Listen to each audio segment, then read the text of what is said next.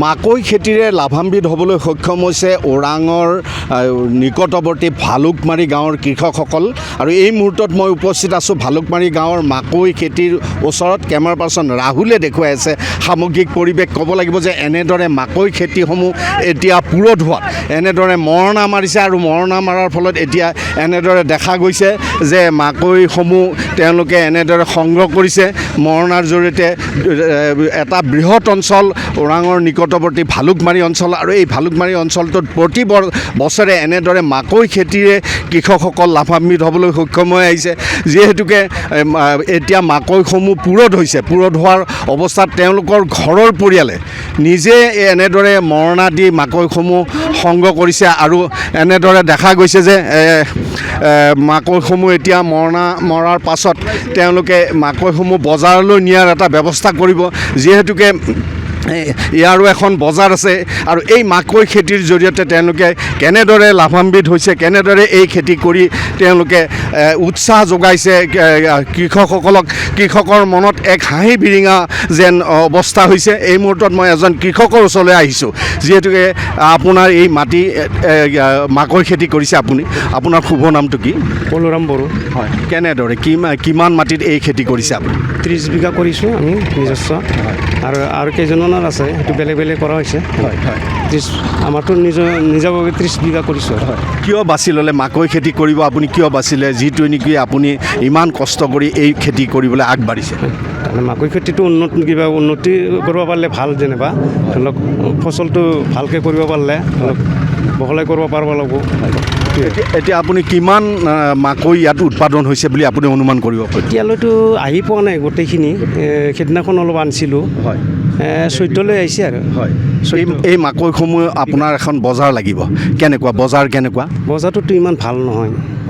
যোৱাবাৰ যিহেতু 2000কৈ গৈছিল, এইবাৰতো 1600 দি আছে। এই মাৰ্কেটটো একেবাৰে বেয়া আৰু যেনিবা। কিয় বেয়া হৈছে বুলি ভাবে? সেইটো আমি নাজানো, এতিয়া ক'ব নোৱাৰোঁ কিয় বা। এতিয়া এই মাকৈসমূহ আপুনি গোটাইছে, ইয়াত মৰণা মাৰিছে, এতিয়া ক'ত বিক্ৰী কৰিব? ইয়াত বিক্ৰীটো ধৰি লওক আমিতো ইয়াতে বেপাৰীকে দিয়া হয়। হয়, ইয়াৰে খিলঞ্জীয়া বেপাৰীবিলাকক দিয়া হয়। ওচৰতে লৈ যায়, খাৰপতীয়ালৈ লৈ যায় বেপাৰীবিলাকে। এনেকৈ সেইটোৱে। কি ক'ব খুৰা, কি ক'ব? ঘৰৰ পৰা বেপাৰী ইয়াতে আহে, মৰণা মাৰা জেগাতে আহি পেলাই ইয়াৰ পৰা লৈ যায়। আপুনি ভাবেনে লাভান্বিত হ'ব পাৰিছেনে কৃষকসকল? নাই, লাভান্বিত হৈছে। মই শুনা যায় যে মধ্যভোগী আহে ইয়াত।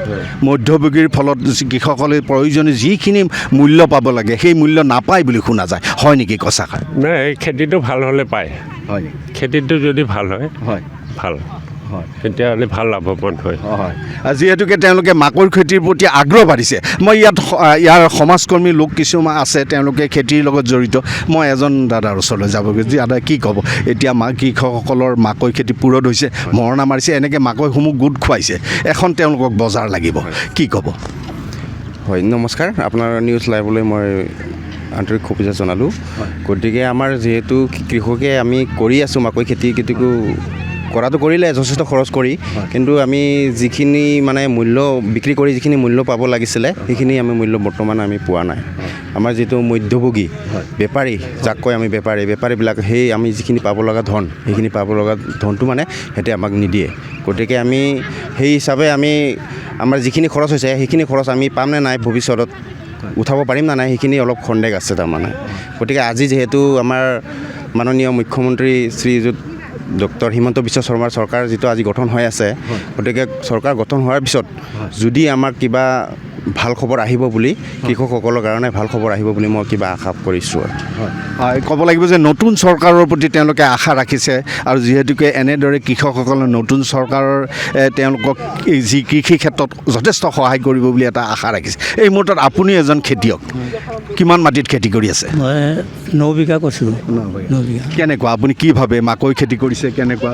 মাকৈ খেতি মানে আমি তেতিয়া ঘৰতেও কিবা এটা কাম চলিব বোলে এনেকৈ আমি খেতিবিলাক কৰোঁ, হয় নহয়? তাৰপিছত আৰু ধৰ এনেকৈ আমি চলোঁ, খেতি কৰিয়ে হওঁ।